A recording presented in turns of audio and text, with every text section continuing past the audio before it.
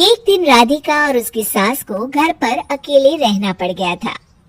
तब विजय जाते जाते कहता है, सुनो, ताला लगा के सोना, अच्छे से खिड़की दरवाजे चेक कर लेना और मम्मी का बीपी भी चेक कर लेना। हाँ जी, कोई दिक्कत नहीं है। अब आप आराम से जाइए शादी में, मैं मम्मी जी का पूरा ख्याल रखूंगी। और अपना ख्याल भी रखना। हाँ जी, अपना भी रखूंगी। अब जाइए ना आप। थोड़ी देर बाद गांव में जीप पर लगे एक स्पीकर से अनाउंसमेंट होती है। जीप वाला आदमी कहता है, सुनिए सुनिए, गांव में चोरी होने की वारदातें काफी बढ़ गई है, इसलिए सावधानी बरतें। अपनी खिड़की दरवाजे सही से बंद कर लें। अरे राधिका, सुना तुमने? मुझे तो बड़ी घबराहट हो रही है। नहीं मम्मी जी, आप घबराइए मत, मैं हूँ ना। मैंने सारी खिड़की दरवाजे बंद कर दिए हैं और कुछ भी होता है तो पुलिस का नंबर तो है ही मेरे पास। अच्छा, मेरी तो सांसें तेज चल रही है बेटा। एक तो ये विजय भी घर पर नहीं है। मम्मी जी, वो भी जल्दी आ जाएंगे, मेरी अभी फोन पर बात हुई थी। आप बस रिलैक्स रहिए। उधर दूसरी तरफ दो चोर रात में गांव में चोरी करने का प्लान बनाते हैं।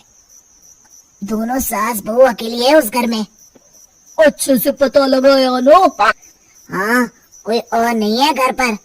अच्छा मौका है हाथ साफ करने का। अरे वाह, अब आएगा मजा। देर रात को जब सब कुछ सुनसान होता है, दोनों चोर गांव की तरफ निकल जाते हैं। अरे कौन सा घर है? वो कोने वाला, तुम बस मेरा पीछा करो। ठीक है। दोनों दबे पांव बचते बचाते राधिका के घर के बाहर तक पहुंच जाते हैं। ये सास बहू बड़ी चालाक है। कितना कस के सब बंद किया हुआ है, एक भी खिड़की नहीं खुल रही।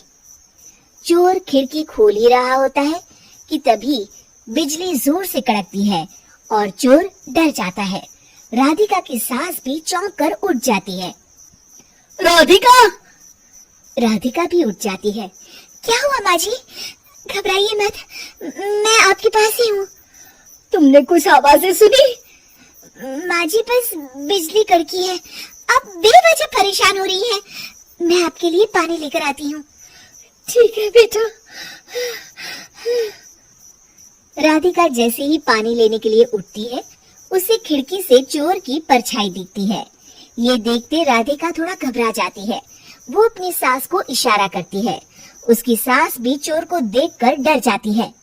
शांत हो जाइए मम्मी जी। अरे मगर कैसे बेटा? हे भगवान, विजय को फोन लगा बेटा।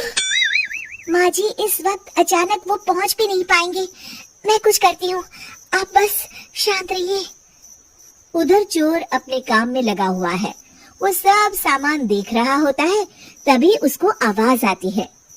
सुनिए जी, देखिए तो, खिड़की के पास कोई है। मुझे लगता है चोर है। अरे, इसका पति तो घर पर है। नहीं, वो बाहर गया हुआ है। मैंने उसे खुद बस से जाते हुए देखा था। तो ये बातें किससे कर रही है? राधिका जानबूझकर जोर जोर से बातें करने लगती है। सुनिए जी, जल्दी आइए ना बाहर। मुझे पक्का शक है कि घर में कोई घुस आया है। अरे, लगता है इसका पति आ गया है। ये दोनों अकेले नहीं है। भोलू की जानकारी तो गलत थी। भागो! चोर घबराकर जल्दी जल्दी बाहर की ओर भागने लगते हैं। तभी एक चोर का पांव फिसल जाता है, मगर वो फिर से जल्दी से खड़ा होकर भागने लगता है।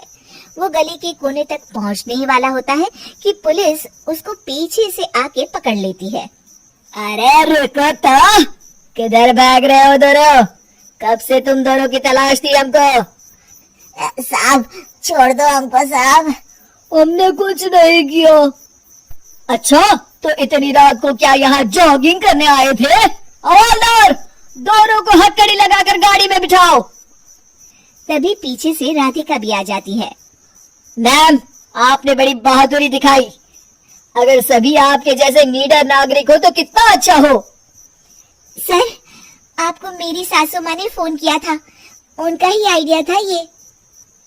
हाँ, और चोर को डराने का आइडिया तो राधिका का था। बहुत ही समझदार और लीडर है मेरी बहू। चलिए, आप दोनों का ही बहुत बहुत शुक्रिया। आपने इन चोरों को पकड़वाकर देश की मदद की है।